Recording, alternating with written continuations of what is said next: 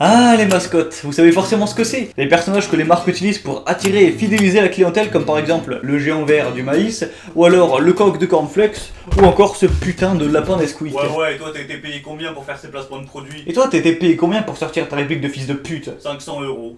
Damn, son. Ouais, donc je disais, la plupart des marques utilisent des mascottes tout simplement afin d'optimiser leur profit. Et puis moi, ça fait depuis que je suis tout petit que je vois des mascottes, que ce soit à la télévision en publicité, ou alors tout simplement sur les produits.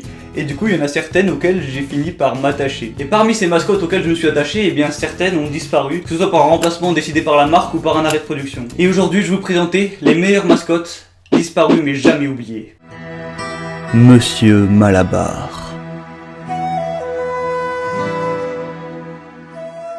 La marque française du petit chewing-gum rose a été lancée en 1958 par la société Créma, même si elle a été depuis rachetée par le groupe américain Mondelez International en 2012. Et c'est une décennie après la création de la marque en 1969 que le blondinet baraqué au t-shirt jaune apparaît sous le nom de Monsieur Malabar. Pendant plus de 40 ans, il apparaissait sur tous les emballages de chewing-gum et dans les spots publicitaires, puis en mars 2012, il fut remplacé par un certain Mabul, un chat noir avec des lunettes et une cravate jaune brodée du M de Malabar.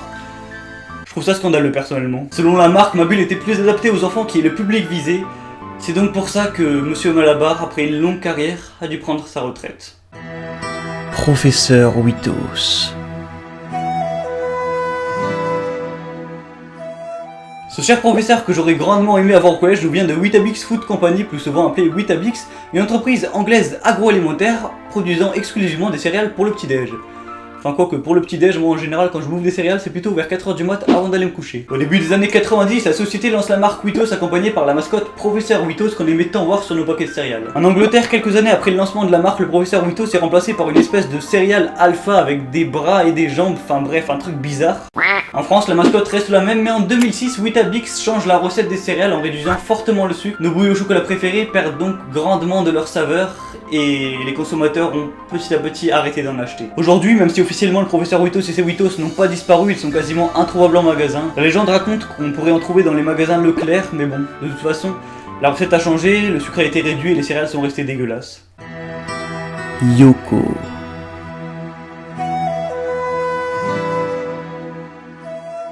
Est-ce que vous vous rappelez de Yoko? Mais si, vous savez, les petits orthofruits de Nestlé réputés pour leur mousse.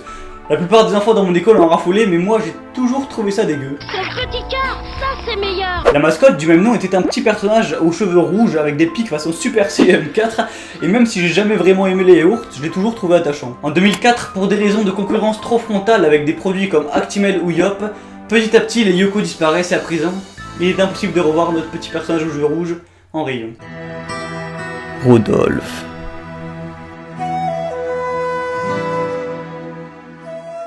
Ah, Rodolphe, ce bon vieux geek de chez Free qui apparaissait dans toutes les publicités avec son slogan « Si t'as Free, t'as tout compris ». En 2010, l'agence publicitaire chargée de réaliser les publicités avec notre cher geek décide d'arrêter de travailler avec Free, et c'est donc la fin de la courte existence de Rodolphe. Et c'est bien dommage. L'opérateur mobile aurait pu acheter les droits d'utilisation et continuer à utiliser l'idée, mais ils ont préféré passer à un autre type de pub moins décalé, et surtout moins drôle.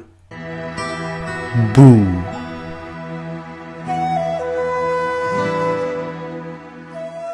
Bon, quand je vous dis Boo, vous pensez sûrement aux fantômes de l'univers de Mario ou alors au vilain Dragon Ball Z. Mais aujourd'hui, on va parler ni manga ni Nintendo car Boo était aussi la mascotte des petits bâtonnets de fromage blanc nommés Kiddy Boo.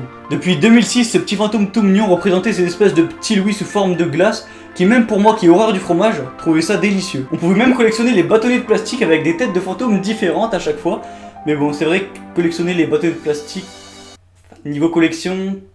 et c'est pas terrible. Hélas, en 2010, le produit est retiré du marché, ce qui cause donc la disparition de Kiddy Boo et de Boo. Ronald McDonald.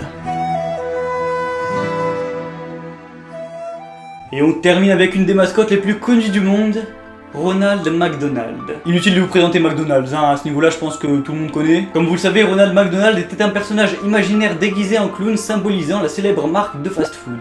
Au cours des années 60, la mascotte est popularisée à l'issue d'un spectacle pour enfants nommé Bozo's Circus, et c'est à partir de là que la marque décide de mettre Ronald McDonald dans ses publicités, aux États-Unis d'abord. Même si officiellement Ronald McDonald existe toujours, en 2009 il a été remplacé par ses boîtes d'Happy Meal avec des bras et des jambes nommées Happy. À présent, c'est malheureux, mais il est absent dans la quasi-totalité des restaurants McDonald's en France. Voilà, j'ai à présent terminé de vous conter les sorts funestes qu'ont connu ces 6 mascottes. Maintenant, tout ce que je leur souhaite, c'est de reposer en paix.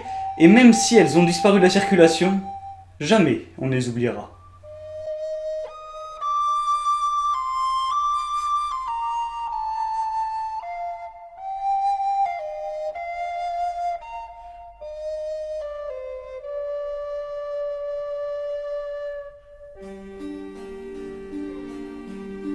En tout cas, j'espère sincèrement que la vidéo vous aura plu. Si c'est le cas, n'hésitez pas à lâcher un petit fils de pute et à me le dire en commentaire, ça me ferait super plaisir et franchement ça m'encourage vraiment. Vous pouvez aussi partager la vidéo à vos potes si vous pensez que ça peut leur plaire, et sur ce c'était Worky, je vous dis bye tout le monde et geekez bien.